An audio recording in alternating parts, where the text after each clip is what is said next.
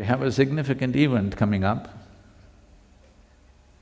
The United Nations has declared the World International Yoga Day.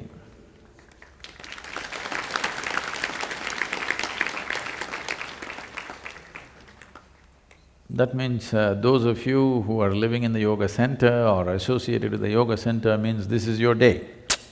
First time in the world, you know. Since Adi Yogi, over 15,000 years ago, since then, many things have happened in terms of propagating yoga, in terms of reaching out. Many administrations in the form of kings took to yoga and did things. When Krishna was here, this was… maybe people don't recognize him unfortunately for this tremendous effort that he took to have political system and the spiritual process fused as one. This is what he wanted to achieve. And he's not being credited with this. People are only talking about the excessive butter he might have eaten and the girls and the flute and the cows and the dung and whatever. No, that is not what his life is about. His life is that he strived throughout his adult life to bring the political process and the spiritual process as one. He started over 1,000 ashrams across the northern plains of this country. Nobody acknowledges him for that. This is the body of his work. Because he did not want spiritual process to be an archival process somewhere in some ashram. He wanted this to spread across the society. Above all, those who rule the nations must be spiritual in nature. This was the intention. And always mingling and handling kings and their affairs, but he himself chose never to become a king. He was a kingmaker in many ways, but never a king. He had the armies to become a king. There was land on which his people lived, so he could have become a king effortlessly. If he wanted to become the king, particularly the Pandavas would have given up their whole kingdom and said, "You be the king." There's no question about that. But he never ever became a king, only wanting to get the spiritual process and the political process together. This was the whole effort. So it's wonderful today that the United Nations has declared this and the head of a state is talking about yoga. It's a big thing. We've been working to do this,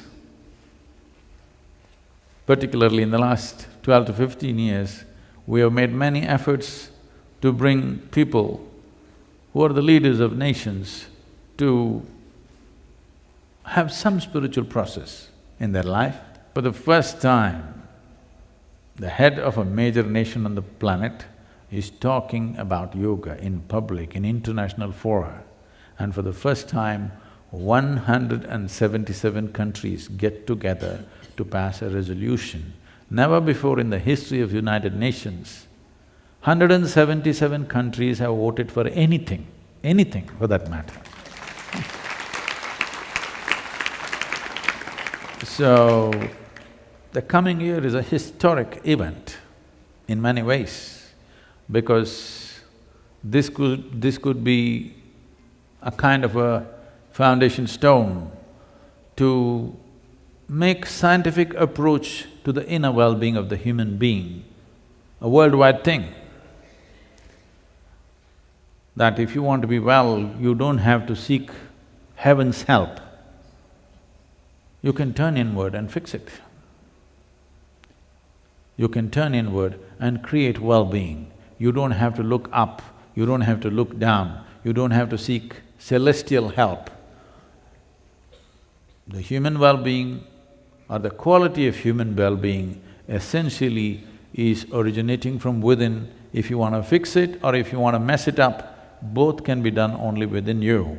This is the message when you say there is a International Yoga Day, this is what it means. The world is beginning to accept human well-being is not in heaven, it's within us.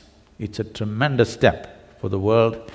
And here we have big plans, what we want to do in the next 5 to 6 months and what happens later.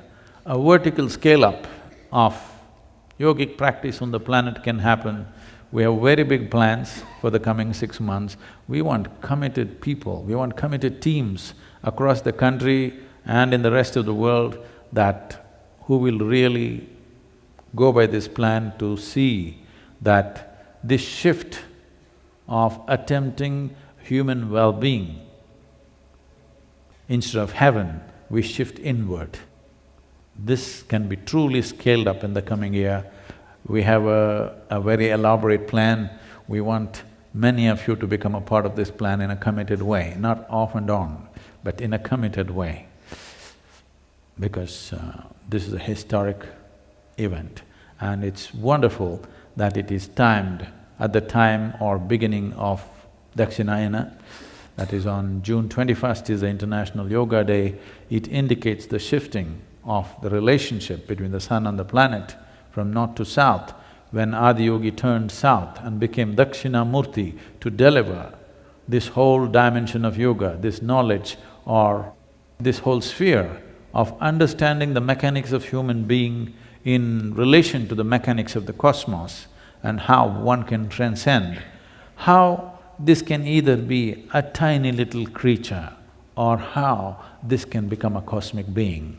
This possibility he opened up on this day, and it's truly wonderful. That day is being recognized as the International Yoga Day. So plans, big plans means you know a lot of work.